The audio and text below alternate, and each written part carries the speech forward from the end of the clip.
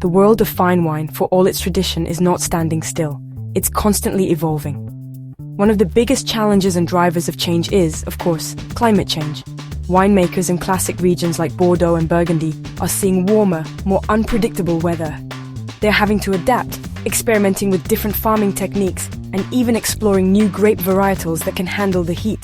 This will undoubtedly change the character of these iconic wines in the decades to come. We're also seeing the rise of new fine wine regions.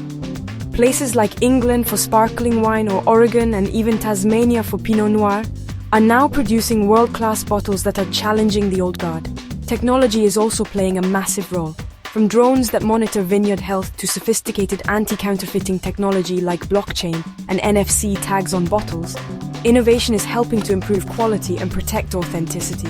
There's also a growing movement towards sustainability and organic and biodynamic viticulture as producers and consumers become more environmentally conscious. The future of fine wine will likely be a fascinating blend of respecting ancient traditions while embracing new technologies and adapting to a changing planet. The next screaming eagle could come from a region we're not even talking about today. The story is far from over.